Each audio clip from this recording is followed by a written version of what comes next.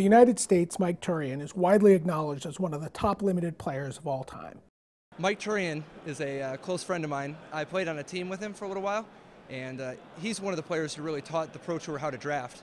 He's made the top 8 of a Pro Tour 5 times, and by all indications would have continued to rack up results. Mike Turian will forever be the dream crusher for me. He played against me in my first Pro Tour top 8 and just 3-0'd me, just literally destroyed me. And I thought my deck was like so good. Like I had other people in that Pro Tour top 8 tell me they thought my deck was so good, and they're like, how'd you lose to Turian? I'm like, honestly, even after witnessing the games, like I still don't believe it. You know, like he just beat me with these little beaters and just kept on sending them in, and I just couldn't do a thing about it.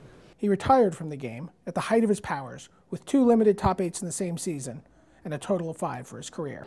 Mike can win with the worst cards. It's crazy. He doesn't need actual cards to win with.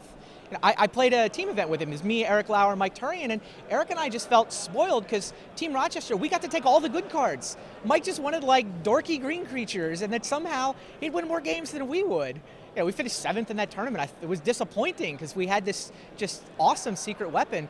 You know, he beat me with like just the funkiest cards that like I would never even dream about playing, and like he got me to respect all these cards that just, you know, he just thinks in a different way. He has 1 win as the leader of the eponymous Potato Nation at Pro Tour New York in 2000. It had been a really tough weekend. There'd been a lot of other stuff going on. We were all exhausted. We're all laying there in bed in the room. We're talking about the next day. And just somewhere out of the blue, I say, you know, I think we're the best team. I think we're going to make it.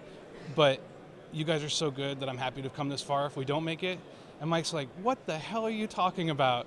We're going to win, and I'm going to be completely upset and disappointed if we don't take it. We're the best players there. We are going to win, and that's how we have to go in. Mike is currently a Magic R&D developer, which does not allow him to play professionally any longer, but that doesn't mean he still can't attack for 2. Mike regularly comes to Pro Tours to gunsling against the public and can be often found drafting late into the night against the next generation of the game's best. Every time he comes to a Pro Tour, he's like, who wants to draft? Who wants to draft? With his employee, and still loves the game, loves playing against competitive players. I interviewed Mike and I said, give me 5 words that describe Magic the Gathering, what it means to you in 5 words or less. First word out of his mouth, love. He bleeds Magic. He's a big part of the past of Magic, the present of Magic, and the future of Magic. This is Brian David Marshall. I'm here with 2008 Pro Tour Hall of Fame inductee Mike Turian. Mike, how does it feel to finally be in the Pro Tour Hall of Fame? Oh, it feels great. You know, I waited last year. I was like, come on, I'm going to make it in. It's like the ballots were coming in. I was so close, and then to fall short. But waiting that extra year, it makes this year even sweeter. What were your thoughts? What thoughts were going through your mind as you were waiting to come up on stage and you watch all these people talking about your career? You seem to have this reputation for playing bad cards. And that was the thing. Everyone's up there saying, "Oh, Mike, he plays unconventional cards. He plays bad cards." I was like, I like Wild Mongrel. I like all the good cards. It's like I just happen to, you know, use Woodland Druid on occasion to make Wild Mongrel really shine. So, yeah, I like playing good cards. I just like that they attack for 2 and attack for 3.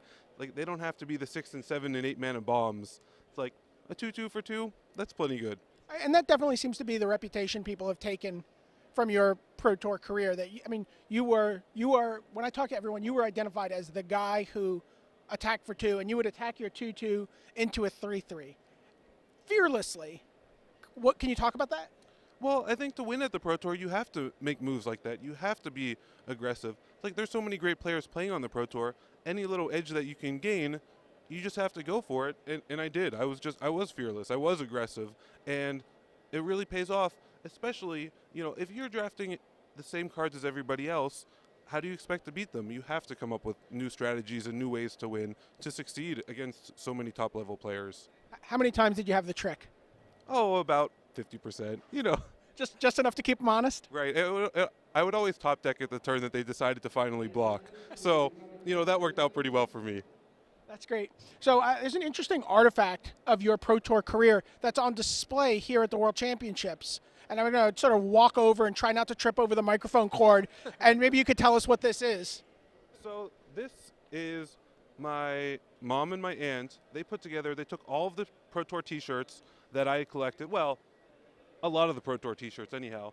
And they turned some of my old jeans and the old T-shirts, and they turned it into a blanket.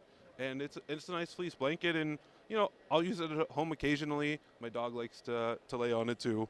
But it's great. It's really like you took a drawer full of T-shirts, and now all of a sudden it's this awesome blanket. I'm showing off at the Pro Tour. A Hall of Fame blanket. A Hall of Fame blanket, yeah. And I looked and I was just like, oh, I want to, like, which one of these, like, did I do well at, right? And which ones I was like, maybe they shouldn't be on there. It's like, really should have only been limited T-shirts from limited Pro Tours. But, I enjoy them all. And are you going to be gunslinging this weekend? I'm not. I gunsling an awful lot. I don't think I'm going to be doing that much gunslinging this weekend. But I was just in Germany doing gunslinging, and they send me to 1 or 2 events a year to gunsling. So I get my share of gunslinging in for sure. You going to get a couple drafts in? Oh yeah, I'll definitely be doing drafts. Coming here, I was disappointed that Conflux wasn't out yet because I was really looking to draft Conflux. So, but Shards, it's a ton of fun, and I love drafting that too. I love playing Naya, so.